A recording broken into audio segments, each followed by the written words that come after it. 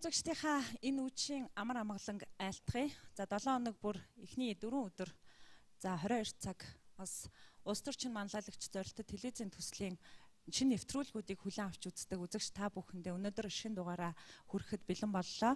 За одоо Улаанбаатар хотод 21 цаг 25 минут болж байна. UBS телевизийн студиэс үзэгч та бүхэнд улс төрчин манлайлагч зорилттой телевизийн төслийн нэгэн шинэ дугаар шууд хүрэхэд бэлэн боллоо. Бид өнөөдрийн нэвтрүүлгээ шууд хилцүүлгийн хэлбэрээр зохион байгуулан үзэгч та бүхэнд хүргэж байна. Цэнгэр дэлгэцийн тухулсан нийт үзэгчд маань манай төслийг зорилттой телевизийн төсөл гэдгийг сайн мэдэж байгаа.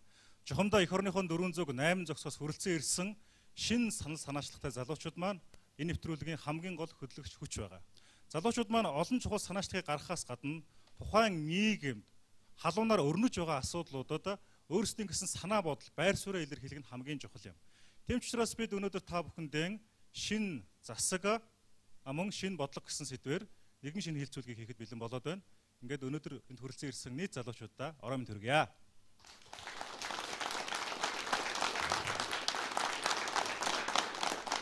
За өнөөдөр бидний одоо шууд хилцүүлгээрээ одоо хилцэх асуудал бол шин засаг, шин бодлого гэж сая Эрдэнэ олд маань онцлон хэллээ.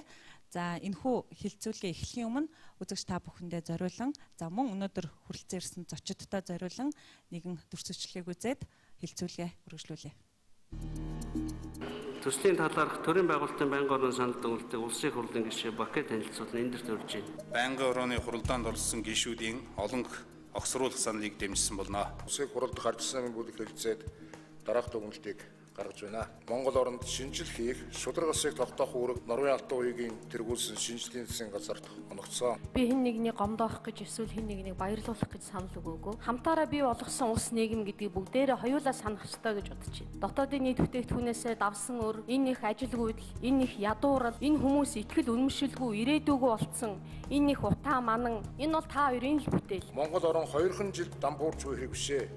20 жилд буу болгосон эдийн засгийн буруу суурин дээр өдөрч явна. Шударга сэвсэл бол нэг дөрвөн сайд болгосон. За ингээд л одоо шударга сэвслийг хийсэн ажил юм. Эдийн засгийн газар огцрол үндсэн хуулийн өөрчлөлтөөс өөр гарч байхгүй гэдгийг хэлж ирсэн. Энэ үндсэн хуулийн хүрээнд байгуулагдсан хамгийн сүүлчийн хувилбар бол Алтан уугийн засгийн газар байсан. Эдийн засгийн бодлого оновчгүй байна л гэж ингэж байна. Ерөнхий сайд хүн нэг ийм л байх гэж хэлэх гэж чадахгүй байгаа.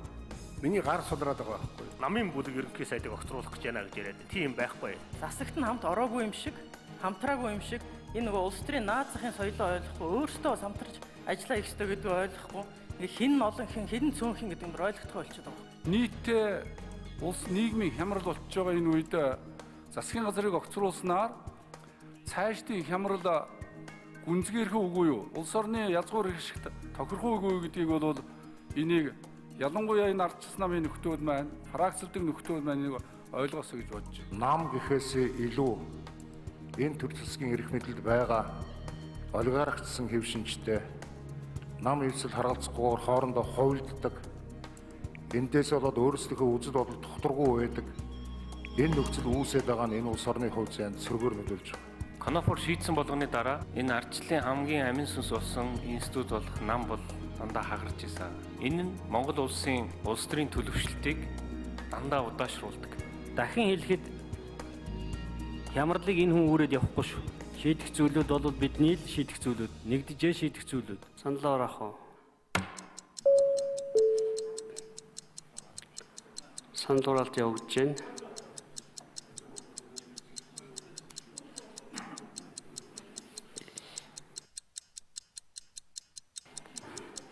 гишүүн оролцож 36 гишүүн зөвшөөрч 54.5% саналаар байнгын орон санал дэмжигдлээ. Монгол улсын ерөнхий сайдыг огцруулахыг улсын хурлын гишүүдийн олонх дэмжсэн тул улсын хурлын тогтоол батлагдсан тооцлоо. За үзэгч та бүхэнд хүргэсэн энэхүү томьёочлог бол өчигдөр улсын хурлын нэгдсэн чуулганаар хилцэж шийдвэрлсэн асуудал байгаа. За Монгол улсын 27 дахь ерөнхий сайд Норвегийн Алтан уугийн тэргүүлсэн засгийн газар өчигдрийн нэгдсэн чуулганы хуралдаанаар энэхүү огцорч за одоогоор бол үр гүйцэтгэгч эхэлсэн. Тэгэхээр өнөөдөр түрүү Эрдэнэ олдын маань онцлог хэлсэн зүйл бол Улс төрчин манлайлагч зорилттой телевизийн төслийн шилдэг эрд үлдсэн залуучууд маань Монгол орны нийгмийн эдийн засаг улс төрийн салбарт болж байгаа хамгийн сүүлийн үеийн үйл явдлуудтай холбоотой, халуун сэдвүүдтэй холбоотой өөрсдийн байр суурийг илэрхийлэх, шин санаагаа дэвшүүлэх энэ боломжийг төслийг зохион байгуулагч бидний зүгээс бол хүргэнэ гэж амласан. За энэ төлөвлөгөөний дагуу өнөөдрийн энэхүү хилцүүлэг зохион байгуулагдаж байгаа. За бид энэ хилцүүлэгтээ бас албан ёсны зочдыг урьсан байгаа. За мөн тодтгол хэлэхэд бид өнөөдөр бас маш өргөн бүрэлдэхүүнтэй энэхүү сэдвээр ярилцахаар улс төр судлаачид бас урьсан боловч за зарим нь цаг үеийн асуудалтай холбоотой за мөн цаг зав нь болоогүйгээс бидний урилгыг бол хүлээн авч амжсангүй. За өнөөдөр нэвтрүүлэгт маань урилгын маань хүндэтгэн хүлээн авч хүрэлцээрсэн эрхэм зочтой үзэгч та бүхэндээ танилцуулъя. За мэдээж өнөөдөр хилцүүлгийн маань хамгийн эрхэм хүндтэй зочид бол яхаарахгүй улс төрчин манлайлагч зорилттой телевизийн төслийн шилдэг 90 оролцогч залуучууд маань байгаа. Залуучууд та бүхнийг хүрэлцээрсэнд баярлалаа. За шинжлэх ухааны технологийн их сургуулийн улс төр судлалын багш доктор Мегмар Сүрэн. За улс төр судлаач Чулуун Бэлэг. Хуульч Ариун Болтнаар өнөөдөр бидний урилгыг хүлээн авч хүрэлцээрсэн байна. Та бүхэнд талархал илэрхийлье. За тэгээд ашрамд дурдахад өнөөдөр бид нар жишээлбэл Монгол Улсын засгийн газар огцорлоо гэдэг асуудал дээр дүгнэлт өгөх гээд ч юм уу эсвэл бол хэн нэгний нэр хүндэд шүүмж, үнэлэлт, цэгнэлт өгөх гэж байгаа зүйл биш. Бид нар зөвхөн хэлбэр талаас нь биш, агуулга талаас нь за цаг үеийн байдлын болчлоо. Тэгвэл цаашлаад бид нар ямар гарцыг хайж болох вэ? Шин засгийн бүтэц ямар байж болох вэ? За бодлого ямар байж болох вэ гэсэн талаар голлож анхаарлаа төвлөрүүлж ярих юм байнамаа. За тэгэхээр өнөөдөр ерөнхийдөө болсон нөхцөлийг бол телевиз үзэж байгаа хүмүүс бүгдээрээ мэдж байгаа өчтөрийн болсон талаар. Тэгэхээр ирсэн 3 зочин маань маш товчхон яг юу болоод өнгөрвөө гэдэг талаар байр суурь илэрхийлэхгүй. За Ариун Болт тулчаас эхлэв. За баярлалаа. За ерөнхий сайдыг огцруулах бүрэн эрх нь бол Монгол Улсын үндсэн хуулиар улсын хурлд хадгалагддаг. Энэ өөрөө Монгол Улсын их хурлын чуулганы хуралдааны нэгэн тухай хуулиар наривчлан зохицуулагддаг харилцаа. Тэгээд улсын их хурл бүрэн эрхийн хүрээнд ерөнхий сайдыг огцрууллаа. Ерөнхий сайдыг огцруулаад ерөнхий засгийн газар дагаж огцордог ийм зөвлөлт. Энэ л хуулийн хүрээнд бүрэн эрхийн хүрээнд ерөнхий сайдыг огцруулсан ийм л шийдвэр гарлаа. За ингээд цаашдаа яах юм гэхлээр өнөөдөр та бүхэн бүгдээрээ мэдж байгаа. Улсын их хурлд олох болсон нам эвсэл байхгүй. Хамгийн олон судалтай нам эвсэл нь бусад улсын хурлын судалтай нам эвсэлтэй зөвшөлдсөж ерөнхий сайдыг ерөнхийлөгчд санал болгоно. За ингэж чадаагүй бол улсын хурлын судалтай нам эвслүүд нийлээд ерөнхий сайдыг ерөнхийлөгчд санал болгоно. Ерөнхийлөгч саналыг хүлээж авснаас хойш 5 хоногийн дотор улсын их хурлд оруулна. Өөрөөр хэлбэл ерөнхий сайдыг улсын хурлд оруулах бүрэн эрх нь Монгол Улсын ерөнхийлөгчд хадгалагддаг. Ийм л хөлт, ийм л юм зохицуулагдсан. За Чулуун Бэлгээс би онцолж асуумаар байна л да. 2 жил 3 сар ажилласан засгийн газрыг анх бол нөгөө давхар дээлний асуудал хөндөгдснөөр ерөн суурь бол ганхаж эхэлсэн гэж миний хувьд бол ер нь ойлгож байна. За тэгээд сөрөг хүчнээс хэд хэдэн ч удаа энэ асуудлыг тавьснаар энэ үйл явдал бол яхахгүй өчигдөр боллоо. Бид нар өнөөдөр энэ сэдвээр ярилцж байна. Тэгээд засгийн газрыг огцруулах хамгийн том шалтгаан чухам юу байсан бэ? Гэхдээ яг ер нь бол аливаа засаг улс төрийн том үйл явдал өөрөнхөд бол нэг том шалтгаан ч нэг хэсэг гэхээсээ илүү маш олон шалтгаанууд нь хэлбэрэл байдаг. Гэтэ бас чиний хэлсэн шиг үндсэн шалтгаан байгаа тийм. Тэгэхээр би энд нэг үгийг бас онцолж хэлхийг хүсэж байна л да. Хүмүүс улс төрийг харахтаа илүү процесст илүү анхаарлаа хандуулад байдаг. Хэн юу гэж хэлж гин, хэн ямар конфликт арсан, хэн урвсан, хэн дэмжсэн ч гэдэг юм уу тийм. Тэгэхээр хэрэв бид нар үйл явцад хэтэрхий хөдөлгдөх юм бол цаад улс төрийн шалтгааныг олж таньж мэдэхгүй. Үйл явдлыг бишээр цаа шалтгааныг хай гэх юм бол бид нар илүү олон жилээр хайх хэрэгтэй болно. Тэгэхээр хоёр үндсэн шалтгаан байна л гэж харж байгаа. Нэгдүгээрх нь бол нийгмийн суур шалтгаан байгаа юм байна.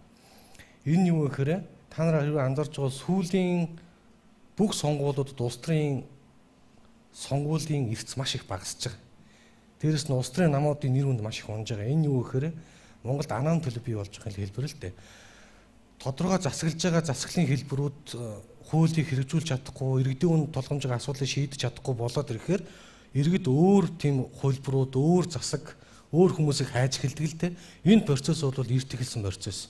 Тэгэхээр суур ойлголт нь бол энэ юм аа гэж харж байгаа. За дотоод улс төрийн ойлголт юу гэхээр энэ засгийн газрыг бол харьцангуй сайжилсан гэж бодож байгаа. Гэхдээ үндсэн нэг шалтгаан байгаа нь бол юу гэхээр тодорхой салбарууд дээр бодлогын хомсдол үүссэн гэж харж байгаа. Ялангуяа иргэдийн хамгийн хүсэн хүлээж байгаа эдийн засгийн хөгжил, гадаадын хөрөнгө оруулалт, уул уурхайн чиглэлүүд дээр хүсэн хүлээж ирсэн тийм бодлогын шийдвэрүүдийг тухайн салбарыг хариуцж ирсэн сайд нар бол гаргаж чадсангүй учраас ерөнхий сайдыг огцруулах хэмжээнд бас нөлөөлсөн болоо да гэж харж байгаа. Тэгвэл Алтуйг сайдын хувьд бол маш хөдөлмөрч, маш одоо энэ олон арс намын олон практик зүйчнүүдийг эвлдүүлэхийг гэж зорж ирж исэн хүн. Гэхдээ энэ хүчний тэнцвэрийг хадгалахын тулд олон практикуудаас хүмүүс сайдаар томилдсон. Тэгээд тэр практикуудаас очиж байгаа хэсэгтэрээ тэр уул уурхай, эдийн засгийн хөгжлийн хэсэгтэр ч гэх юм уу тийм бодлогын хомсдолтой тодорхой бодлого шийдвэр гаргах чадхар хэмжээний лидерүүдийг тавьж чадаагүйс болж үндсэн шалтгаан гарлаа гэж харж байгаа. Түрүү жолоо билег хэлж байгаа л да. Ерөнхийдөө засгийн газрын огцрох олон шалтгаанууд байдаг гэдэг. Би зүгээр яг цэвэр улс төрийн үзэгдлийн хувьд хоёр шалтгааныг тооч гэж бодож байна. Нэгдүгürt нь бол бүтэц зохион байгуулалтын хувьд энэ бол эвслийн засгийн газар байсан. 4 нам хүчин болон 10 гаруй фракц. Анхнаасаа байгуулагдахтаа л баг фракцын зотоо зөрчлүүд мэдэгдэж эхлэе. Зарим сайд нар болон улсын их хурлд одоо засгийн газар суудлаа авч чадаагүй, сайдын суудлын бялуунаас өртөж чадаагүй хүмүүс эсэргүүцэл илэрхийлээд тодорхой хэмжээгээр энэ асуудалд одоо засгийн газар эсрэг байр суурьтай байсан тодорхой байсан нэгдүгээр. Бүтэц зохион байгуулалт анхнаасаа жоохон нэгдүгээрт нь. Хоёрдугаарт нь бол их эргэцэгтэй үед Алтуйг ерөнхий сайд маань засгийн газрын шинэ бүтцийн асуудлыг оруулаад ирлээ л дээ. Эргэцэгтэй гэдэг нь бол төсөв хилцэх асуудлын үед оруулж ирлээ. Тэгээд үүнтэй холбоотойгоор ерөнхийдөө улсын хурал энэ асуудлыг хилцэж аль алийг хилцэж чадахгүй бол өөр улсын хурал тарна гэдэг нөхцөлийг барьцаан тавьсан юм шиг байна. Тэгээд энэ бол бас нэлээд эмзэг асуудал нэгдүгээрт нь. Хоёрдугаарт нь мөн гол нэг төвхтөө асуудал бий болгосон нь юу юм гэхээр намуудын тоглолтыг буруу тооцоод тэгээ түүнтэй холбоотой сайн гаргаж байгаа алдаанууд гарч ийн л да. Тэ. Нэгдүгээр нь төсөв. Тэгээд тийм эзэгтэй үед засгийн газрын бүтцийн асуудал оруулж ирээд оруулж ирсэн засгийн газараа 5-5-аар нь улсын хурлд оруулж ирсэн нь өөрөө огцорсон өмнөх сайдуудын одоо дургуйслыг хүргээд ихэдлэр ингээд өөрөө задрах нөхцөлийг тактикийн үед улс төрийн тактикийн үед өөрөө мэхэндээ л унчлаа л гэж ойлгож байна л да. За нэгэнт яг энэ сэдвээр ярьж байгаагийн хүрээнд би нэг сэтгүүлч байгаа үднээс нэг зүйл амжаад асууя гэж бодож байна. Та бүхэн бол яг нэг улс төрийн өнцгөөс харж хэлээд байна л да. За яг энэ үйл явдал болж байх үед бол хамгийн гол нь одоо ард түмний хувьд бол яг эдийн засаг ийм хүнд үед те засгийн газар огцорох нь зөв үү буруу юу гэдэг тал дээр ярьж эхэлжсэн л да. Энийг бас хэвлэлүүд ч нэлээд хүндчихсэн. Яг тэр талаас нь харах юм бол түрүүн би бас засгийн газрын хамгийн гол огцрох болсон шалтгаан юу бэ гэдэг дээр магадгүй одоо эдийн засгийн өнөөдрийн байдалд хүргэсэн гэдгийг хэлэх байх гэж миний хувьд бол бодож илаа. Гэтэл одоо ард түмэн бол яг тэр талаас харж байгаа байхгүй. Яг энэ хүнд үед засгийн газрыг огцруулах нь зөв байсан уу, үгүй байсан уу гэдэг дээр хариулвал. Яг нэг ард түмнийг төлөөлж нэг л хүн ярьж болж тухайл зүйд Монгол улс хэрэглэж тийм ээ. Тэгэхээр ард түмэн гэж бодож байгаа бол нийгмийн давхар ажил бүх өөрөөр ашиг сонирхолтой өөрөөрийн харж байгаа өнцгтэй шүү дээ. Өөрөөрийн бас шийдвэрлэх сонирхолтой байгаа. Зүгээр би бол тэгж л одоо доктортой засаг гэж юу гэлдэг вэ? Доктортой засаг бол доктортой бодлогыг л хэлдэг. Доктортой даргаыг хэлдэг. Ямар ч бодлого доктортой явж байгаа хэвээр. Харамсалтай нь сүүлийн 8 жилийн засгийн газрын бодлого бол ялангуяа эдийн засгийн чиглэлээр доктортой бодлогод идэж байгаагүй. Үргэлж хүмүүс таалагдах гэсэн, үргэлж популизм явсан, үргэлж мөнгө тараасан, үргэлж баялаг бүтээгчдийн эсрэг явж ирсэн.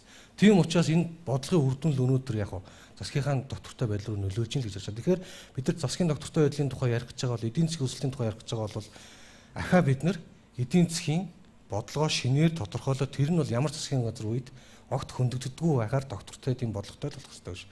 Тэгэхгүй бол одоо энэ дараагийн ерхий сайд дэвж гисэн ахаал огцруулах асуудал гэдэг нь ахаал нөгөө нэг эдийн засгийн хүндрэлүүд чинь тийм ээ хэвээрэл үлдэнэ. Тэр ийм чаленжууд бас байгаа хаа гэж харж байна. Тэгэхээр түрүүн Давсрын гишүүн бас өчтөрийн чуулган дээр хэлж ийлээ л дээ тийм ээ. За Алтуйг огцорлоо гэд эрсдлийг өөрөөд явчихгүй гэж. Тэгэхээр одоо бол бидний ярих гэж байгаа шийдэл маань болохоор тэр тэгсэн энэ ингэсэн гэдэг хэлбэр талыг биш. Одоо 94-га чиглэсэн тэр одоо хилцүүлгийг хийя гэж байгаа. Тэгэхээр залуучуудаасаа одоо асуумаар байна л та тийм ээ. Маш товчхон хугацаанд та бүхэн өөрсдийнхөө байр суурийг илэрхийлнэ. Нэгэнт болоод өнгөрсөн үйл явдал дээр бид нар ингээд анализ хийх ёстой. Эндээс бас сургамж маш олон талыг нь харах ёстой.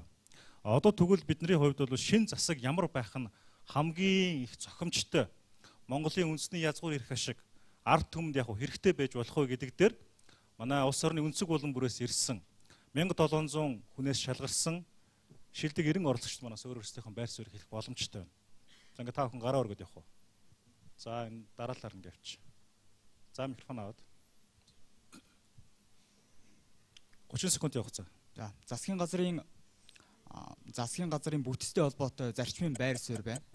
Хэрвээ ардчилсан нам засгийн одоо эрхийг үргэлжлүүлэн авч явахаар бол зайлшгүй хуучин засгийнхаа газрыг бол бүтцийн бүрэн хэмжээнд хадгалж авч явах ёстой. Сайн ажиллаж исэн сайдуудаа яамтай тэр аяар нь үргэлжлүүлээд аваад явах бүрэн боломжтой гэж бодож байна. За дараагийн. За надад нэг санал байна. Тэгээ өнгөрсөн одоо огцроод байгаа засгийн газартаа одоо хийс ажиллаж байгаах тэгээ үдээс дутуу ажиллаж байгаах энэ тал дээр юм яриад яхав тэгээ цаашдууд ямар ч үсэн иргэд биднийг боддог ийм зөв үнийг ерөнхий сайдтай энэ практикад маань зүтгүүлүүд их зүгээр юм шиг санагдаад байгаа. Одоо ерөнхий сайдад нэр нь яригдж байгаа хүмүүсийн дунд бол зүгээр би нэг лаг хүн биш гэхдээ яг миний итгэдэг дагаад ажиллаж хүн бас төтөлсөн харагдахгүй байна уу гэж. Тэгээд одоо яг луу гант төмөр сайд ерөнхийдөө харагдаад байна. Энэ хүнийгээ зүтгүүлээд гэдэг юм уу? Ингээ зөв. За жохлоо. За тэр хойш гар өргөж байгаа хүмүүс микрофон өгөөд. За энэ засгийн газар огцроод байгаа үйл явдал бол энэ үндсэн хуулийн өөрчлөлт рүү өөрөө түлхээд байгаа юм болов. Энэ 2000 оноос хойшлоод их хурлын гишүүн байх нь зөв буруу ингээл яваад байна л да. Энэ бол өөрөө тэр үндсэн хуулийн өөрчлөлт шинжилэлт гэдэг юм одоо энэ лүгэ зөв юм болов. Ингээхийн тулд одоо бид нар яах ёстой юм бэ гэхээр ер нь их хвслийн засгийн газар байх нь ер нь их зүйтэй юм болов. Яагаад гэвэл өнөөдөр монголчуудын сонгосон сонголт хэний ч олон холгоогүй та нар бүгдээрээ нийлээл. За энэ дээр нэг зүйл бас нэмэлт олоо би асуучих гэж бодож байна л да. Түрүүний бас бид нар хилцүүлгийнхаа өмнө үтсэн өчтөрийн нэгдсэн хурлын үеэр улсын хурлын гишүүн уянгын бас өөрийнхөө санал шүүмжилт хэлсэн үг бас их анхаарал татсан л да. За яг өнөөдөр үндсэн хуулийн хүрээнд одоо олонх болоогүй тохиолдолд нам ёслууд одоо нийлж засгийн газар байгуулж бүтцийн тийм бүтцтэй болгох боломж бол хамгийн сүүлийн хувилбар бол Алтан уугийн засгийн газар байлаа гэдэг үгийг онцолж хэлсэн байна. За дараагийн засгийн газрыг байгуулахад бид нар ямар гарц байна гэдэг дээр бас та бүхэн яаж харж байна те? Биелхүү.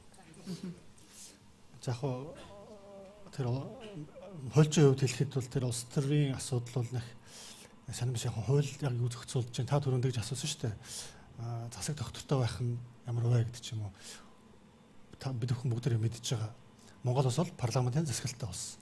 Монгол улсын үндсэн хуулийн 20 дугаар зүйлийн нэгд хэсэгт өгдөг вэ гэхээр Монгол улсын их хурл бол төрийн эрх барих дээд байгууллага. Өөрөөр хэлбэл улсын хурл доктортой үйл ажиллагаа явуулж байгаа тохиолдолд энэ бол доктортой байна гэж ойлгож болно. Нэгэнт төрийн эрх дээд байгууллага маань гүйцэтгэх эрх мэдлээ буюу гүйцэтгэх засаглалаа өөрийнхөө бүр эрхийн хүрээнд солих тий өөрчлөх асуудал бүр эрхэн байдаг учраас бол энийг бол төр докторгүй байна гэж ярих нь бол их учир дутагдaltaй гэж хэлээ да. Ер нь бол үндсүүлийн өөрчлөлтийг бол зарим нэг хүмүүс ялангуяа улсын хуулийн зарим гишүүд бол ярьдаг. Ярьж байгаа хэдий боловч миний бодлоор бол яг ийм хөлбөр байна гэд өөрийн гэсэн тийм бодлогын хөлбөрөөр ч юм уу гаргаад хилцүүлэх нь зүйтэй. Тэрнээс нэг өөрчлөлгээд идэг яг юу өөрчлөх гэдэг нь мэддэхгүй нэг иймэрхүү юм харагддаг л да. Тэгэхээр одоо яг ийм байдлаар өөрчлөе эсвэл ийм байдлаар төсөл нь байна гэдээ одоо хүмүүст иргэд танилцуулаад хилцүүлээд ингээд явах ёстой байхаа гэж бодож байна. Өнөөдөр одоо дараагийн засгийн газрыг яаж байгуулах таамгийн хувьд бас төвшүүлэх зүйл байна уу? Өнөөдөр бол хэвлэл мэдээллүүдээр бичигдэж байгаа гол зүйл тэр байсан шүү дээ ер нь л тийм. Судлаачийн хувьас байр суурь илэрхийлж. Янз бүрийн хөлбөрөөр дэвшигчээл л дээ. Гол хоёр нам болон бүгдээрээ одоо улсын хурлд байгаа бүх нам хүчнүүд нийлээд том эвсэл бүрдүүлээгээ те нэгдсэн эвсэл бүрдүүлээгээд Миний хувьд бол зүгээр асуудлыг алилаас харъя гэвэл тухайл нь Монгол улсыг гаднаас нь харъя л да. Бид нар ч их жижигхэн 3 саягүй амтай. Тэгсэн мөртлөө их олон нам хүчнтэй. Тэгэхээр ялангуяа гадаад нөхцлөөс харахаар энэ жижиг улс тогтвортой, даацтай, мөн хариуцлагатай тийм хүчнүүд нь том намууд нь шулууг байлгүй том намууд нь эвсэл болоод засан газар бүрдүүлвэл их оновчтой юм шиг байна. Нөгөө талд нь бас нэг тооцож үзэх нэг зүйл бол нөгөө давхар дээлгүй байх асуудал. Ялангуяа нэг эргэлэгчийн зүгээс нэлээд санал болгож байгаа. Үүнтэй холбоотой бол зарим судлаачид бол нөгөө мэргэжлийн засгийн газар бүрдүүлэх асуудал төвшүүлж байгаа. Энэ бол байж болно. Тэгвэл нэг зүйл байна. Энэ 2 жилийн хугацаанд байгуулагдсан мэргэжлийн засгийн газар асуудлыг цэгцэлж дуусгаад дараагийн 16 оноос хойш яах вэ гэдэг асуудал тодорхой болчиход байгаа юм л да. Дахиад энэ доктортой юу гэдэг гадаад нөхцлөөс харахаар яг асуудлаа цэгцлээ. Гэхдээ дараагийн засгийн газар эсвэл дараагийн улсын хурал дараагийн нам хүчнүүд аль нь вэ гэдэг нь тодорхой болох нөхцөл рүү төлөхөд байгаа тал бий. Тэгэхээр ер нь бодитоор харуул нэг 3 том хөлбөр байгаа шүү дээ. Одоо олон судалтай байгаа арц намын хувьд бол мэдээж төрүүлж саналаа илэрхийлэх баг. Тэгээд хуучин жилийн засгийн газартай хамт байсан шударгаас ившил иргэний зоригтойгоо хамтраад нэг явах уу тийм ээ. Хоёрт нь бол Монгол ардын намтад буюу 2 том нам нийлээд дангаараа одоо хүмүүс манан гэж ярьдаг. Ан ман ч шиг одоо болох багтай хэрвээ бол тэр хэсгээр ингэж явах ба. За гуравт нь парламентд байгаа бүх намуудын нэгдлэр үндэсний одоо эв нийтлийн засгийн газарч нэрлэх юм уу, их зөвшлийн засгийн газарч нэрлэх юм уу. Тийм болох үед 3 том хөлбөр бол явж байгаа. Зунд нь бол яг хуу одоо намуудын хурлууд эхлэх чинь тэрнээсээ шалтгаалаад улс төрийн намууд задрах юм уу, задрахгүй юм уу гэдгээс шалтгаалаад 4 дахь тохиолдол гарч ирэх гэж байна. Тэгэхээр бол яаж ч явж болно. Гэхдээ нэг л зарчмын баримтлал байгаа. Профессионал тогтолцоо болвол юу шаарддаг вэ гэхээр нэг нам дангаараа зарчлагаас илүүтэйгээр эвсэл болохыг шаарддаг. Эвсэл болохдоо юуг үндэслэж вэ гэдэг л байгаа. Нэгдүгээр том нийгмийн шинжилгээний хүрээнд юуг үндэслэж ийх юм. Хэрэв үндсэн хуулийн өөрчлөлтийг хэрэгжиж байгаа бол тийм ээ юуг аль заалтуудыг шинжилэх ингэж тохиролцох юм. Эдийн засгийн чиглэлийн хүчтэй том юу болгож байгаа бол одоо ойлгоо, таван толгой өөр тийм ээ ямар зүйлүүдийг явуулна гэж тохиролцох юм. Төвшлийнхаа хүрээнд тийм ээ. Улс төрийнхаа хүрээнд ярьж байгаа бол улс төрийн нам, сонгуулийн хууль энэ төр ямар шинжилгээ явуулна гэж тохиролцох юм. Тэр шинжилэл хамгийн чухал. Тэр шинжилгээний ерөнхий санаа бол үндсэндээ арц намаас гарах учраас бүгд тэрийг хүлээж байгаа. Тэрэн дээр хэн ойлголцож чадсан улс төрийн хүчнүүд ойлголцох, ойлголцохгүй хэрвээ ингэ задгаа явах юм бол тэрийг дэмжиж байгаа хувь гишүүдийн нэгдэл бас явж болох. Ийм л хөлбөрүүд үндсэндээ харагдж байна л да. Хамгийн хурдандаа хэр хугацаа шаарддаг вэ? Хөвчлэр болох. За, ерөнхий сайдыг одоо улсын хурд оруулах нь ерөнхийлөгчийн онцгой бүр их хамаардаг. Өөрөөр хэлбэл ерөнхий сайдыг санал болгоход асуудалд бол ерөнхийлөгчийн оролцоо бол нэлээд байна гэдэг нь өөрөө үндсүүлээс харагдаж байгаа. Түрүүн мэдээж одоо түрүү хэлсэн одоо хамгийн олон суудал авсан нам нь бусад нам эвсэлтэйгээ нэр дэвшүүлнэ. Хэрвээ ингэж чадахгүй бол улсын хурлын судалтай нам эвслүүд нь нийлээд ерөнхий сайд нэр дэвшүүлнэ гэдэг хуулбар харагдаж шүү дээ. Тэгэхдээ манай бас одоо салбар хөлөвдөх юм уу одоо хурлын тухай хууль, засгийн газрын тухай хууль, одоо чуулганы уралдааны дэгийн тухай хуулийн зохицуултууд бол бас тийм төгс байдгүй л дээ. Жишээ нь одоо хэдийн хугацааны дотор хамгийн олон судалтай нам эвсэл нь бусад нам эвсэлтэйгээ зөвшөлдсөд нэр дэвшүүлж чадахгүй бол бусад одоо ерөнхийдөө парламент судалтай намууд нэр дэвшүүлэх гэдэг асуудал бол төдийлөл тодорхой биш байна. СЭД-д ч одоо ерөнхийдөө нэр дэвшүүлээд ерөнхийлөгчд барингуут ерөнхийлөгч 5 оны дотор улсын хурд оруулна. Тэгээд одоо 3 оны дотор төрийн байгуулалтын манган хороо хуралдаад нэгдсэн хуралдаанаа оруулна. Хэрвээ нэгдсэн хуралдаанаар нэр дэвшигч маань олонхын санал авахгүй бол 7 оны дотор дахиж одоо түүнийхээ процесс эхнээсээ явагдана. Ийм л процесс. Хэрвээ нэр дэвшүүлснээс хойш 45 хоногийн дотор улсын хурал өөрөө ерөнхий сайдыг томилж чадаагүй бол улсын хурал өөрөө тарах шийдвэр гаргана. Хэрвээ өөрөө тарж чадахгүй бол ерөнхийлөгч тарах ийм л зохицуулт үйлчилж байна. Тэгэхээр улс орны маань хувьд бол одоо яхаа аргагүй бас тийм эгзэгтэй хүмүүсийн анхаарал татсан маш ухаалаг шийдвэр гаргах. Энэ ухаалаг шийдвэр нь бас Монгол улсын ирээдүйн хөгжилд маш том боломжийг нээх үү магадгүй эсвэл алдаа болох уу гэдэг ийм цаг мөчтөр байна л да. Зүгээр хөгжингөө орнуудын хувьд бол засгийн газар тодорхой хугацаанд хурдан огцордог ч гэдэм янз бүрийн болж идэг. Бид их эмзэгээр их тийм сериусны хүлээж авдаг байх л та. Тэгэхээр магадгүй сая бол манай Ариун болт хуульч ч юм уу улс төрийн судлаачид маань бас хуулийн гаргалгаа улс төрийн нөхцөл байдлын тухай ярьлаа.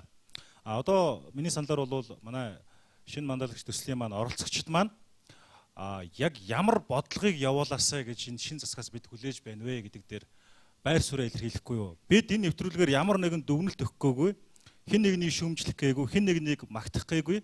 Хамгийн гол нь бид нар шинэ засгийн газар, Монгол улсын шинэ засгийн газар, шинээр байгуулагдсан засгийн газараас ямар бодлого явж ангамл хуурай газар шиг иргэдийн өмнө тулгамдсан байгаа асуудал дээр шийдэл болж очих вэ гэдэг тийм л юмд бид нар хариулах гэж байгаа. За тэндээс нэг энэ дээр бол айгүй ойлгомжтой байгаа. Ер нь бол за сая бол ерхий сайдыг засгийг огцруулах ихэд бол бүгд унгаагаад авал асуудал болоо гэж бодсон байна л. Тэгэхээр энэ дээр барууны одоо туршлагатай орнууд ямар арга хэрэгжилж ийм гэхээр хэрвээ засгийн газар огцрох гэж байгаа бол дараа нь хин байх вэ гэдгээ тодорхой ил гаргачихдаг байхгүй. Нэгсэн доо тоглолтоо эхэлж хийчээ дараа нь тэр хүнийгээ засаг солигдоход энэ хүнийг гаргана гэж. Нэг талаараа энэ бол улс төрийн соёл болоод ирж байгаа. Одоо яг болж байгаа процедур бол хинбэ гэдэг дээр одоо бүгдээрээ практиклаад алдцаад үзээд байгаа байхгүй. Тэгэхээр энэ асуудлыг энэ соёлыг оруулаад ирэхээр за дараагийнх нь Сонгоо хайрхан дүүргээс оролцож байгаа анх туяа байна. Тэгээ энэ одоо улс орон эдийн засгийн хямралтай хүнд нөхцөл байгаа үе засгийн газар огцорлоо. Тэгээ энэ тохиолдолд бол хуучин засгийн газрын үйл ажиллагаа бодлогыг цаашаа маш түргэн хугацаанд шинэ засгийн газар маань одоо байр суурь олоод үргэлжлүүлээд аваад явах ийм боломжтой ийм хувилбарыг сонгох хэрэгтэй болов гэж бодож байгаа. Одоо хуучин засгийн газрын одоо үйл ажиллагааг маш сайн мэддэг. Одоо жишээ нь засгийн газар хэрэглэх газрын даргаыг ч юм уу ерөнхий сайдаар томилоод кабинетэд тодорхой хэмжээгээр өөрчлөлт орох байх. Гэхдээ ихээхэн өөрчлөлт оруулахгүйгээр кабинетыг буцааж оруулж ирээд аль болох шинэ за гүнсэн.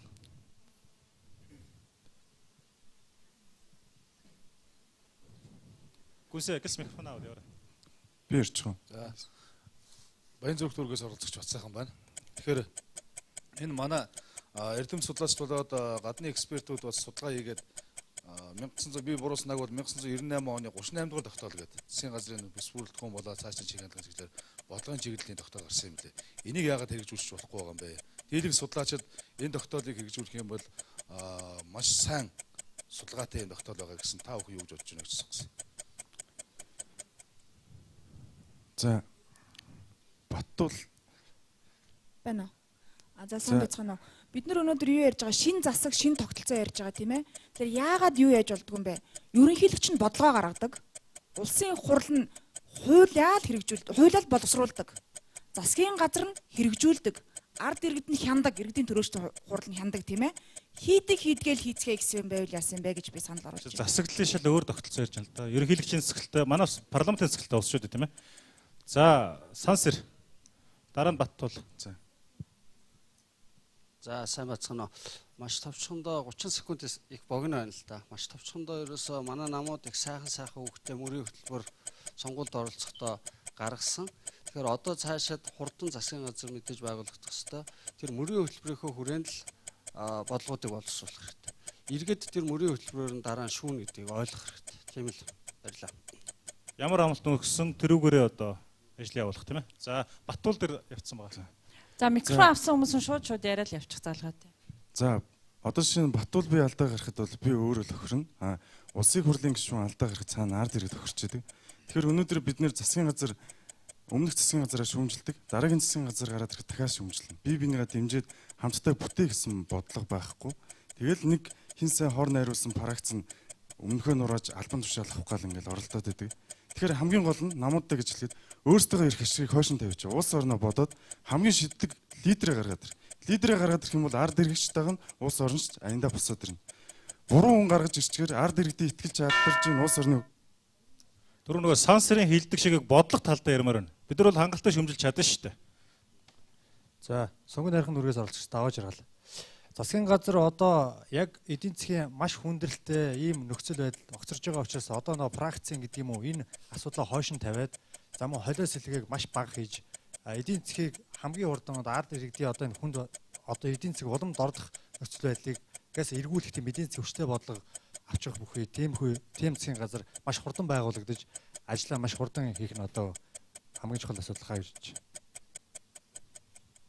За Сүхбаатарын аймгаас оролцогч дотоод байна. За шинжлэлийн засгийн газар огцорсонд бол Сүхбаатарын аймгийн ардчилсан ном бол доктортой огтол дээр байр суурь илэрхийлсэн байгаа. За одоо өнөөдрийг хэлэлцүүлэхтэй холбогдуулаад хэлэхэд бол эрдэмтдийн болон судлаачдын багийг бүрдүүлсэн урт хугацааны бодлогыг өнөөдөр альж талаас нийлээд бүрдүүлсэн тэр шинээр байгуулагдсан засгийн газар тэр бодлогыг хэрэгжүүлж ажиллах тийм эцсийн үйлдвэр гарч ирж байгаа. Энэ бол 16 оны буюу 20 өндөр дараагийн сонгуулийг бодохгүйгээр ажиллах тийм шаардлага зайлшгүй тулгарч байна. Тэгээ энэ дээр бас намууд маань анхаарч ажилласаа л гэж бодож байна. За энэ хавьс. За уус тасцыг байна. За нэгдүгээр засгийн газрыг бүтцийг маш зөв бүрдүүлэх шаардлагатай байна. Дан дээлтэйгээр. За энэ дээр бол яармарг байна. За хоёрдугаарт нь эдийн засаг дээр маш их анхаарах шаардлагатай байна. Нэгдүгээрт аливаа бүтээн байгуулалтыг хийгээд эхэлсэн бизнесмэнүүдэд өрнөөс гаргах бодлого барьмаар байна. За хоёрдугаарт ойрын 2 жилийн хугацаанд бондын одоо хүүг төлж чадхууц тийм бүтээн байгуулалт руу төсвөө чиглүүлж өгвөл илүү үр дүнтэй байхаа гэж бодож байна. Дархуул аймгаас оролцогч Батбаяр Батэрдэн байна. За шинэ засаг шинэ бодлого гэдэг хэлэлцүүлгийн хүрээнд ярьж байгаа учраас бид одоо цаасан дээр байгаа паркуудынхаа асуудлыг одоо яг бодлого болгож хэрэгжүүлмээр байна. Үйлдвэр технологийн парк маань ажил болмоор байна. Шинжлэх ухааны парк маань ажил болмоор байна. Ерөөсөө ард түмэн бол орлоготой ажилтаа болохыг хүсэж байгаа учраас энэ шинэ засгийн газар маань ерөөсөө ард иргэдийнхээ аль хордон ажилтнад нь оруулаад орлоготой болгомоор байна. Уул уурхаагаа бас ашиглалтанд оруулмаар байна гэсэн саналаа. За өнөөдрийн хувьд бол шинжлэлийн засгийн газар өчигдөр ингээд байр сууриа орхисон ийм дүр зураг байна л да. Үндсэн хуулийн 40-р зүйл дээр бол засгийн газрын бүрэн эрхийн улсын хурлаас ерөнхий сайдыг томилж шинэ ерөнхий сайдыг одоо томилсноор дуусгар болно гэсэн энэ заалтаа бол өчигдрийн хууль дээр бол зөрчиж гэнэ гэж би зүгээр харж байна л да иргэн хүний хувьд. Юу гэхээр засгийн газрын бүрэн эрхийн тухай хуулийн дээр бол ерөнхий сайд одоо эрүүл мэндийн байдлаас юм уу ажлаа үргэлжлүүлэх нөхцөл байхгүй тохиолдолд үүрэг гүйцэтгэгч одоо шадар сайдаар томилж болно гэсэн. Тэгэхээр их За би оролцогч Мегмар дорж байна. Тэгэхээр миний нэг бодож явдаг зүйл юу вэ гэхээр төрийн ихтэй сургуулиудын маань яг ингээд одоо засгийн газрын өөрчлөлтөөс ч юм уу те улс төрийн байдлаас хамаардаг тэр байдлыг илүү бууруулж өгвөл яасан бэ гэсэн тийм бодолтой байдаг. Яагаад вэ гэх юм бол магадгүй улс төрийн бодлого бол 4 жилээр солигдож болно. Тэгтэл боловсролын бодлого маань бас өөрөө 4 жилээр ингээд солигдоод яваадах нь зөв үү буруу юу гэсэн ийм нэг асуудал байдаг. Улс төр солигдлоо, төрийн ихтэй сургуулиудын удирдлага солигдлоо, дахиад доторх бүтцэн солигдлоо, хүмүүс нь солигдлоо гэх мэтчлэн маш их өөрчлөлт ордог. Сайн байна уу? За Өмнөгов аймагаас орц төвшмөр байна. Тэгээ энэ Монгол Улсын засгийн газар огцорсон энэ үйл явцыг гадны улс орнуудаас хэрхэн хүлээж авч болоо гэж тэр нь миний сонирхлыг татж байна. Тэгэхээр шинэ ерөнхий сайд гадны хөрөнгө оруулагч нартай маш богино хугацаанд ч зөв шийдэл төрээд ажилласаа гэж хүсэж байна. Сайн байна уу? Оролцогч Мөхбатар байна. За ингээд одоо ингээ 2000 дараагийн он гарах гэж байна. Тэгээд энэ зориулаад одоо их хэмжээний хөрөнгө оруулалт хүлээгдэж байгаа. Энэ хөрөнгө оруулалтыг аль болох гаццсан байгаа тийм томоохон төсөл бодлогуудаа аль болох хурдан шийдэх талаас нь анхаарч ажиллах хэрэгтэй болов уу гэж бодож байгаа. За чухлаа. За тэгэхээр сая өнгөрсөн одоо бол бид нар одоо өнгөрсөн засаг гэж ярихаас аргагүй болчихлоо тийм ээ. Нэгэн татан богцоо учраас өнгөрсөн засаг бол ард иргэдэд хүлээгддэггүй байсан тэр бүтээн байгуулалтуудыг авто зам гудамж талбайг бол үнэхээр сайн тогтжуулж тийм ээ засгаас хүлээдэг байсан хүлээлтийг ард иргэдэд бол өгч чадлаа. Тэгэхээр дараагийн засгийн газар ч гэсэн яг энэ бүтээн байгуулалтуудыг Улаанбаатар хотолоод орон нутгийн бүтээн байгуулалтуудыг төлхөө дэмжсэн хамгийн түрүүнд одоо нийгэм шаардлагатай байгаа эдийн засгийн чадхыг л маш хурдцтай дэвшлүүлэх тал дээр илүү их бодлого барьж ажилласаа гэж хүсэж байна. За хоёр хүн аваад. За сайн байна уу? Сонгойрхон дөрөөс оролцогч Бачбаг байна. За тэгэхээр одоо хамгийн түрүүнд бид нэр 4 жилийн циклээр ерөөсө бодлогыг явуулаад улс орныхоо хэтийг холыг ерөөсө харахгүй байгаа юм болов. Тийм болохоор өөрсдийн гэсэн хөгжлийн концепттэй энэ доор хаж нэг 8-аас 10 жил ямар нам хин гарч ирэхээс үл шалтгаалсан тийм өөрсдийн гэсэн холыг харсан концепт бодлоготой байх нь үнэхээр хамгийн зөв шийдэл юм болов уу гэж бодож байна. Тэгэхээр бид нар хөрөнгө оруулагчид болон бизнес эрхлэгчдийнхаа маш их итгэлийг алдсан. Тэгэхээр одоо яг энэ бодлогуудаа дахин нэг хараад ахин шинжлэх тийм цаг ирсэн болов уу гэж бодож байна. За тэгэхээр дэлхийн нийтэд манай Монголыг бас ингэ харж байгаа. Тэгэхээр яаж харж байгаа вэ гэхээр одоо бид хөрөнгө оруулахад энэ Монгол улс одоо хэв найдвартай улс гэж харж байгаа. Тийм учраас би бол ерөөсөө нэгдүгээрт бодлого байх хэрэгтэй. Тэр бодлогын хүрээнд бид нар ямар асуудал хийх үгээд энийг маш том хүрээнд засгийн газар байгуулагдасаа гэж бодож байна. Тэгэхгүй зүгээр нэг жижигхэн ингээ хүрээнд байх юм бол хитэн олигархууд одоо үүштэд ард иргэдэд одоо хандсан тийм бодлого гарч ирэхгүй. Тэгэхээр одоо бол үлдсэн 2 жилдээ том хаарж том ажиллая л гэж. Тэгэхээр хэд хэдэн оролцогчдмаас маань ийм санаа гарч ийн л да. Бид нар урт хугацааны бодлоготой бай. Тэрийг аль нам нь гарсан нь одоо үл хамааран хэрэгжүүлдэг байя гэж штэ. Тэгээ энийг яг хэрэгжүүлэх процесс нь юу юм? Яг бодлогыг боловсруулж байгаа одоо бүтц маань 4 жилээр тэртээ тэргүй сонгогдчихж байгаа учраас за тэгээд их хурлаас засгийн газрын томилогтой ажиллаж байгаа учраас тэр урт хугацааны бодлогыг чинь гаргах субъект нь өөрөө 4 жилд л явах учраас энэ одоо бас боломжгүй юм биш үү? Энийг бас тайлбарлаж өгч. Дээрээс нь давхар дээдлийн асуудлыг бас хөндөж जैन дан дээлтэй байх хэрэгтэй гэсэн. Нөгөөх нь болохоор энэ хүмүүсийн улс төржилт хувийн амбицаас илүүтэй үндэсний ив нэгдэл эрх ашиг дээрээ тавьдаг байх хэрэгтэй гэсэн юм зүйлүүдийг ярьж байна шүү дээ. За энэ дээр за тэгэхээр улс төрийн бодлого гаргах үйл явцад нэг 2 зүйлийг анхаарах шаардлагатай юм шиг байна. Нэгдүгürt нь бодлого боловсруулах үе шат гэж. За ялангуяа хөгжингүй орнуудын хувьд бол бодлого боловсруулахтай холбоотой 10-20 үе шатыг дамжиж байгаа. Маш олон үе шатуудыг судалгааны төвүүд, засгийн газрын яам агентлагууд, зарыг холбогдох бусад судалгааны төв, засгийн газрын бүтцүүдийг бүгднгийн дамжиж нэлээд олон үе шатыг дамжиж дараа нь хууль тогтоох байгууллагаараа дамжаад тэгээ батлагдж байгаа л да. Манайд бол бодлого боловсруулахаас их цөөхөн үе шатыг дамжиж байгаа. Үүнтэй холбоотой бас түүхий тий эсвэл учир дутагдaltaй урт хугацааны насгүй тийм бодлого гаргахад хүргээд байна л да. Тухайлбал зүгээр нэг яамны түшмэл даалгавар өгөөд за тийм асуудлыг гаргаад төвшүүлээд авъя дээр тийм шийдэл гаргаад иргээд. За дэрийн сайд нь харсаар болсон болов улсын хурлд оруулаад тэгээ үндсэндээ манай бодлого гараад ирж байгаа. Тэгэхээр энэ өөрөө бодлого доктортой байх, чанартай, чадвартай бодлого өөрөө гарч ирэх нөхцөлийг бол хязгаарлаж байгаа. Хоёрдугаар нь доктортой асуудлыг ярьж байна. Тийм. Ерөөсөө улс төрийн бодлого доктортой байх нь гадаад дотоод аль нэр хүндийн үүдэх чухал үйл явцал да. Харамсалтай нь бас манай энэ улс төрийн бодлого их докторгүй байдаг нь өөр бас тогтолцооноос болоод байна.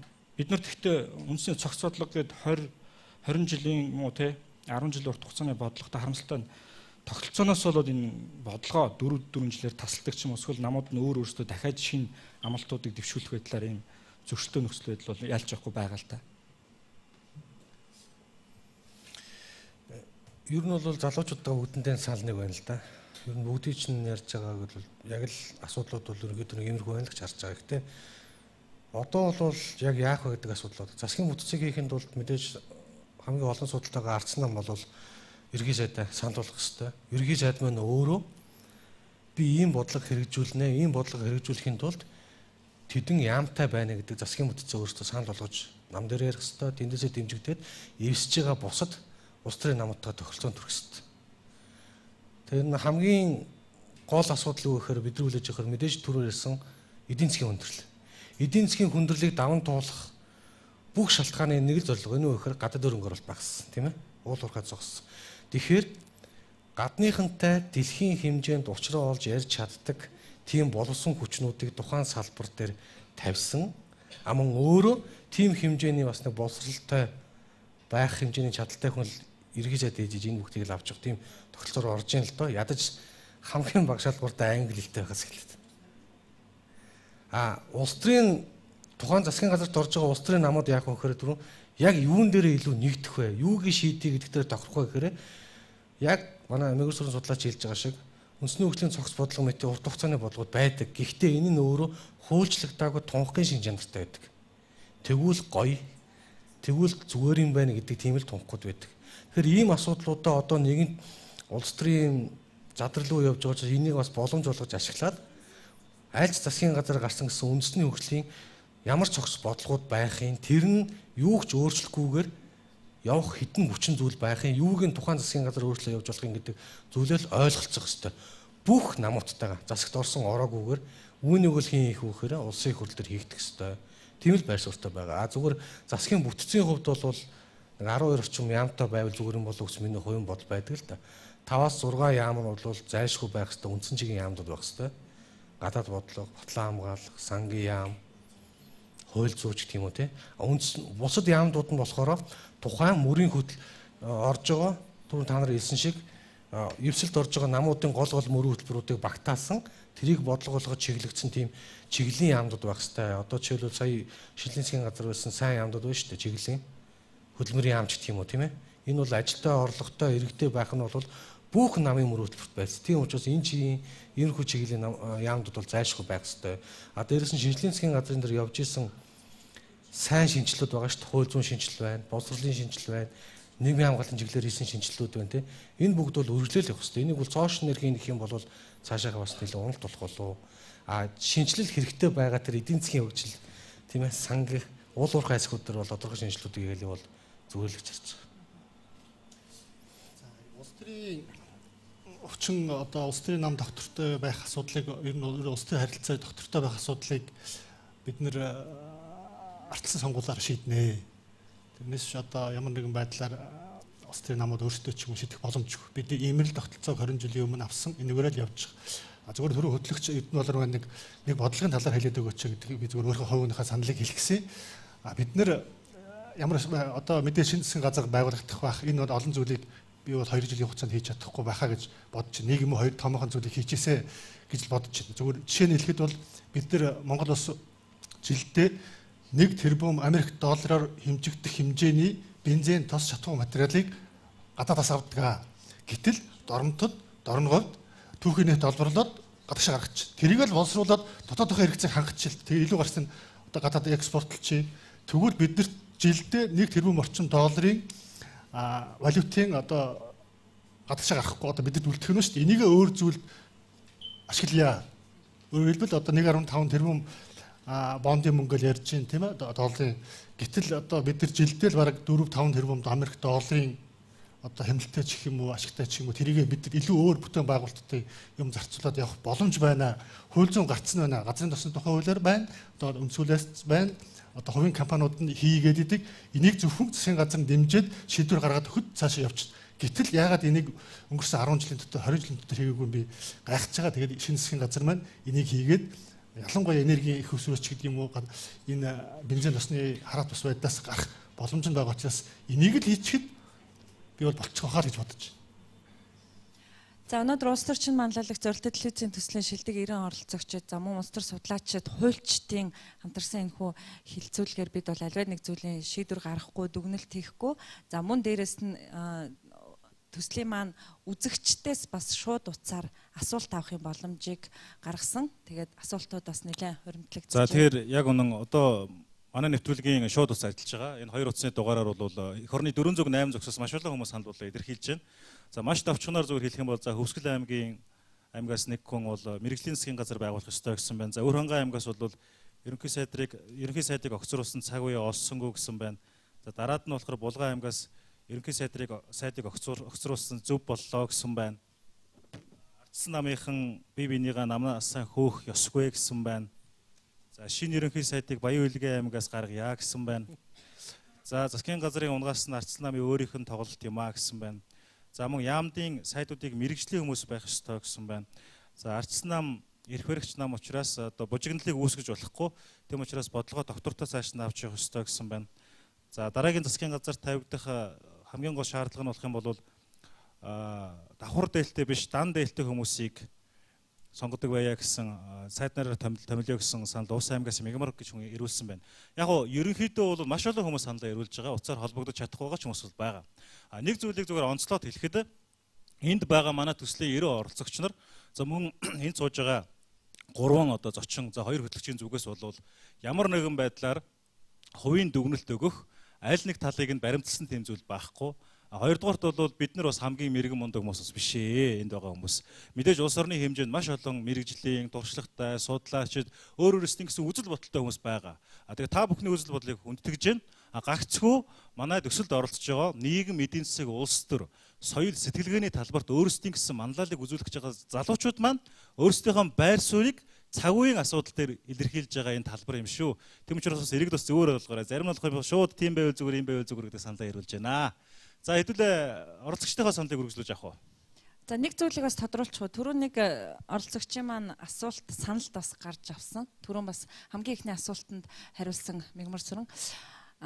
Их хурл дээр одоо их том хууль байгаа тийм ээ. Одоо өчтөр огцорсон засгийн газар маань 15 оны төсвөө өргөн барьсан байгаа. Тэр асуудал юу нь яах вэ? Хэрвээ төсвөө хилцэж амжихгүй бол эн чинь хуулиар бол улсын хурл таарах болчиход байгаа шүү дээ. Одоогийн орлож байгаа шадар сайдын югаар орж ирэх баг. Тэгээд орж ирээ батлах бах яаж игээд. Тэгээд дараа нь яг он гарсны дараа шинэ тодтолыг явуучих болцоотой л гэж харж байна л да. Нөгөө хуулийнхаа нөхцөлийг даван туулахын тулд судлаач харин болд энэ тал дээр илүү тодорхой хэлэх баг. Яг усууд манай цочин манай бас хэлж байна. Усууд бас ирдэг 15-ны дотор батлахгүй бол улсын хурл тарна гэдэг ийм зохицуулт байхгүй. Улсын хурл ямар тохиолдолд тарах вэ гэдэг нь өөрөөр хүнцүүлээр зохицуулагдсан. Өөрөө тарна. Эсвэл эрхлэгч тарна. Өөрөө тарна гэдэг нь өөрөө тарах тухай шийдвэр гаргана. Тэгэхээр одоо мэдээж хууль заасан хугацаанд батлах байх гэж бодож байна. Батлахгүй байлаа гэхэд тийм тарах зохицуулалт бол байхгүй. Ер нь бол одоо хуулийн талаас нь бид нар бүгдийг ойлгож байна. Гэхдээ ямиг улам даймжруулад одоо улам л одоо юу гэдгийг докторгүй байдал ч тийм үү тийм зүйл үүсгэх нь бол хиндэн ч ашиггүй. Тийм учраас энэ хуулийнхаа хүрээнд бол асуудал хурдан шийдэгдэх байх гэж бодож байна. За ерөнхийдөө нэвтрүүлгийн маань өндөрлөх цагт өгч байгаа учраас нэг 3 хүний саналыг аваад тэгээд өндөрлөхөө сайн аа болох уу? За микрофон авсан 3 хүн. Хинтээ аймгаас оролцогч Ариун болд байна. За шинэ засгийн газар бол мэрэгжлийн засгийн газар хан зүйтэй хоо. Үүн дундаа бол бодлогын яамтай. Бодлогын яамд нь бол мэрэгжлийн эрдэнэт судлаачд ордог. Урт хугацааны бодлого хэрэгжүүлдэг. Засгийн газар бодлогын яамынхаа бодлого чиглэлийн дагуу ажилладаг. Тэр дундаа нийгэм эдийн засгийн улс төр бүр нэрвчлүү сонгуулж гэх юм уу. Ийм салбарын юугаар бодлого судалгаа явуулдаг, хуулийн төслийн босруулдаг. Тийм бодлогын яам байж л одоо мэрэгжлийн засгийн газрыг удирдан зохион байгуулж төв яам гэж гэх юм ийм байдлаар яваад хөгжихэд бас одоо цааш тийм гарсан байхаа л гэж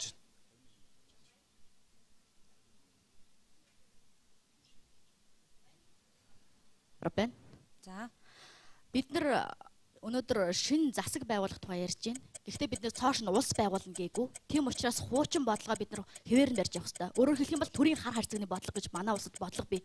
Энийг яаж үр дүнтэй явуулах вэ гэхээр хуучин засгийн газрынхаа барьж исэн бодлого дээр тулгуурлаад өөрөөр хэлэх юм бол хуучин яамдын бүтцийг хэвээр нь авч үлдэх хэрэгтэй. Улс төрийн савлгаа ингэж их байх тусам ард иргэдэд хүн дээр туснаа. Тийм учраас хуучин бодлогоо одоо цааш нь хэрэгжүүлэх хэрэгтэй. Ингэж үр дүн гарна. Сайн бодлогоудаа залгамжлаа гэсэн санааг хэлж байна. За дараах. Их болдын цоо байна. За жишээ нь бидний одоогийн хэрэгжиж байгаа мөрийн хөтөлбөрүүд буюу намуудаас гаргаж ирсэн бодлогод байгаа. Тэр бодлогуудын хамгийн сонгодог сайн жишээ бол 8% зээл. За дээрэс нь утаагүй 100, өшөө төмөр замын бодлого гэдэг ийм шилдэг бодлогуудаа цааш нь үргэлжлүүлэх ёстой. Эцсийн эцэст яг 2016 онд бол намуудыг юугаар дүгнэх юм бэ гэхлээр ерөөсөө мөрийн хөтөлбөрөөр л дүгнэ. Тийм учраас одоо байгаа бодлогоо сайн бодлогуудаа хэрэгжүүлээд үлдсэн бодлого боломжгүй зүйлсүүдийн тодорхой хэмжээнд бэлтгэл ажлыг базаагаад дараагийн засгийн газартаа үлдээх л ёстой. Өөрөө бол бодлого бол хэрэггүй гэж бодож байна. За энэ квадрал гээд дахиад нэг аваад тэгээд усгая. За Нарусан бүгийн ганц их байна. Тэгээд одоо бол шинэ ерөнхий сайд томилогдох бах. Гэхдээ доктортой бодлого бариасаа одоо бол яг ажил хийх 6 сарын идэвхтэй хугацаа байна. Тэгээд 6 сарын дараа сонгуулийг яваад болчих бах. Зөвхөн Монголын макро эдийн засгийн хувьд бол хямралтай эмзэг байгаа юм биш. Дэлхийн эдийн засаг ч гэсэн бас хямралтай байгаа. Тэгэхээр бол доктортой бодлогыг авч яваасаа гэж бодож байна. Бас шинэ үеиг бол бас ажил хийх цаг болжээ гэж хэлхийг хүсэж байна. Баярлалаа. За дараах. За бид нар сая бодлогын талаар бол нэлийн хангалттай сая ярьлаа. Тэгэхээр цаашид одоо бид нар одоо төсөв хүндэрсэн байгаа асуудалтай холбогдуулаад төсвийн хэмнэлтийн асуудлыг бас энэ бодлогот нь оруулахад төрийн үйлчлэгийн зарим одоо үйлчлэгийн гэдэг хувьд шилжүүлэх, түрээслэх энэ хэлбэрийг бол сонгож оруулж өгөх юм бол бодлогот нь тусгаж өгвөл илүү чухал юм. Нөгөө талаар иргэний нийгмийн байгууллагуудын хүч нөөцийг бас ашиглаж одоо цаашид тодорхой одоо бодлоготой тусгаж ингэж явах юм бол маш чухал байгаа. Өнгөрсөн. За нэг ярьчих уу? За Баянгур аймгаас оролцогч Эдэн Баа байна. Засаг дээр бол 2 санаа байна. Нэгдүгээрт бид нар удирдлагын тем дээр бас 90 оролцогч маань дадлага хийж үтсэн. Ер нь үндсэн бүтэц бол 11 тий яамтай явахд бол ер нь оновчтой юм байлээ. Хувилбарыг бол бид нар гаргацсан байгаа. Хоёрдугаар санал бол ер нь засгийн газрын сайдуудыг бол гадаад улс орнуудад бол онлайн орчин ч юм уу тийм ээ санал асуулгаар ер нь хэн хамгийн сайн чадaltaй вэ гэдгийг ер нь тодруулаад сонгодог ийм хэлбэрүүд бол байгаа. Тэгэхээр Монгол улсад ч гэсэндээ хамгийн чадaltaй сайдуудыг бас ингэж тодруулах бас арга байна гэсэн хөлбөр байна. За баярлалаа. Сүүлийн хүн. Нэг ярьчих уу? За сүүлийн хүн. За Өөрөнгө аймгаас оролцогч Инх Бадрал байна. Над нийтлэл жаргал сайхны нийтлэлээс авсан нэг баримт байна. Энэ юу гэхээр жишээлх юм бол Сүхбаатар дүүргийн татварын хилтс 2013 онд төлөвлөгөөгөө давуулан биелүүлсэн учраас ажилтнуудаа 800 сая төгрөгөөр шагнасан байна. Өөрөлдвөл татвар төлдгүүдээ урамшуулдаг биш, татвар хурааж авдгуудаа урамшуулдаг. Дээрээс нь төсвийн хүндрэлтэй байгаа залуучуудын бодлогын, боловсролын бодлогоос мөнгөө татж байгаа хэрнээ. Баянзүрх дүүрэг бол 1 тэрбум 175 сая төгрөг. Хаануул дүүрэг 416 сая төгрөг. Шингэлтэй дүүрэг 250. За энэ сүүлийнх нэг. За ер нь миний хувьд одоогийн засгийг харахад бол нөгөө үрээ тарьчаад ургацаа ороохоос өмнө услахыг зогсоогоод байгаа юм шиг санагддаг л да. Цаашид бол одоо байгаа эдийн засгийн хүндрэлийг харах юм бол уул уурхаагаас хараат ус эдийн засгийг хөгжүүлэх тал дээр суур үйлдвэрүүдэд илүү их дэмжсэн бодлогыг хэрэгжүүлээсэ гэсэн саналтай байна. За баярлалаа. Нэвтрүүлэг маань дуусахад одоо 3 минутын хугацаа үлдсэн байна. Тэгэхээр 3 зочин маань бол нэг 30-30 секундэд товчхон саналаа дүгнээ хэлчихгүй юу? Болох уу? За тийм. Яг өмнөх засгийн газрын нэг давуу тал нь бол бонд гэдэг зүйл босгосон. Сайн ч мууж. Үүнтэй холбоотой 2 асуудлыг үлдээж байна. Нэгдүгürt нь бол энийг яаж зарцуулах гэдэг асуудал. Тэгэхээр дараагийн засгийн газар тулгамж байгаа нэг асуудал бол санхүүгийн хариуцлага. Санхүүгийн хариуцлагууд энэ бондыг яаж зарцуулах вэ гэдэгтэй холбоотой нэг том хариуцлага өгч байна. Хоёрдугаар асуудал бонд бол өр. Тэгэхээр энэ өрийг хизээ яаж төлөх вэ гэдэгтэй холбоотой өрийн менежменттэй холбоотой маш сайн бодлоготой тэм засгийн газар л багс гэж үзэж байна. Тавчгандаа. За ариун бол. За ер нь бол одоо ард түмнээ ядуу байлгач улс орноо хөгжүүлэхгүй байчи гэдэг гэж боддог нэг ч хүн байдгүй бахаа гэж бодож байна. Өөрийнхөө тухайн бодлого нь алдаатай байж болно, алдаагүй байж болно. Энийхүү хүрээнд л асуудал шийдэгдэж явдаг бахаа гэж бодож байгаа. Тэгэхээр зөвхөн хуулийнхаа хүрээнд асуудал шийдэгдээд явсаа л гэж хүсэж байна. Яг нь ер нь бол шинэ засгийн газрыг ямар угаасаа гэж бодож байна гэхээр Монголын ер нь сүүлийн чөлөөт нийгэмд орсон сонгуульд гарсан засгийн газруудаас дэлхийд дахинд хамгийн их нээлттэй, хамгийн либерал, маш цомхон, бүрүүтэй хэмжтэй засгийн газар байгаасаа илүү баялаг бүтээгчдэрээ тулгуурлаж ажилласаа популизм, эсвэл элдв янзын эх оронч үзэл энэ бүхнээс хол байгаасаа тийм засгийн газар боловсрож хүсэж байна. За баярлалаа. Улс төрчин манлайлагч зорилттой телевизийн төслийн пүрэв гарагийн шинэ дугаарыг үзэгч та бүхэндээ шууд хилцүүлэг хэлбэрээр хүргэлээ. За манай шилдэг 90 оролцогчид бол 7 хоног бүр улс төр нийгмийн эдийн засгийн салбарын одоо нэртэй зүтгэлтнүүдтэй болцоо тогтоож уулзаж сонирхолтой сэдвээр ярилцлаа. За энэ удаагийн уулзалт маань бол яа харахгүй улс төрийн нөхцөл байдалтай холбогдсон өнөөдөр энэ сэдвээр ярилцлаа. За өнөөдөр нэвтрүүлгийн маань урилгыг хүлээн авч хүрэлцэн ирсэн зочтой одоо энэ хэлцүүлгийн төгсгөлд бас танилцуулъя. За шинжлэх ухааны технологийн их сургуулийн улс төр судлалын багш доктор Мигмар Сүрэн, за улс төр судлаач Чулуун Бэлэг, хуульч Ариун Болд нар өнөөдөр та бүхний бас дэвшүүлж байгаа санаанууд дээр өөрсдөө бас байр сууриа илэрхийллээ. За бидний цаг хугацаа бол их бага учраас дараа та бүхэн маань өөр өөрсдийн санаа бодлыг илэрхийлэх тийм боломж олдно. За өнөөдөр бид бол одоо их хурлд судалтай бүлгүүдийн бас төлөөлөл, за улс төрийн намуудын төлөөллүүдийг өнөөдөр энд авчираад ярилцах боломж бол байсан. Гэхдээ яг өнөөдөр энэ улс төрийн үүссэн нөхцөл байдлыг илүү хөндлөнгөөс гаднаас нь харж байгаа. Эдгээр судлаачид бол бас илүү бодиттой мэдээллийг тийм ээ сэтгэлийн хөдлөл багтаагаар ингэж хэлэх боломж байх бах гэдэг үднээс бид өнөөдөр эдгээр зочдтойгоо урьдсан цаг зав гарган бидэнтэй ярилцсан та бүхэндээ баярлалаа. Ажил өндөр амжилт хүсье. Тэгэд манай төслийн маань хамгийн гол өөрөө болохоор шин санаа залуусын оролцоо гэж байгаа. Тэгээ шин санаа залуусын оролцоо бол нийгэмд асуудалтай байгаа газар болгонд очиж тэнд шийдэл болж их хэвээр. Тэгээд бас залуучуудаас асууж байгаа. Бид нар эх 7 хоногт бас шууд нэвтрүүлгийг зохион байгуулсан юм бодолтой байгаа тийм ээ. Тэгэхээр энд бол одоо тухайн үед та бүхэн хэнийг өөрж энэ засаг төрөөс шийдвэр гаргах төвшний ямар хүнийг өөрж ярилцмаар байгаагаа санал болгож хэлээрэй. Мөн бас бид нар бас вебсайтаараа ч гэсэн энэ чиглэлээр бас мэдээлэлүүд авах болно. Тэгээд эх 7 хоногийн 5 дахь өдөр буюу баасан гарагт бас одоо нийгэмд нөлөө бүхий шийдвэр гаргах төвшний нэгэн эрх хэмээг өөрж бас шууд нэвтрүүлэг явуулах бодолтой байгаа. Ингээд нийтдээ улс орон даяар манай төслийг сонирхон үзэж байгаа, сонгон үзэж байгаа үзэгч та бүхэндээ баярлалаа. Шин санаа залуусын оролцоо өрөөтэй манай төсөл иргэжлийн 6 сар хүртэл үргэлжилнэ. Ингээд бидэнтэй хамт байгаа та бүхэнд баярлалаа. Сайхан амраарай. За эрхэм үзэгчтэй сайхан амраарай. Баярлалаа.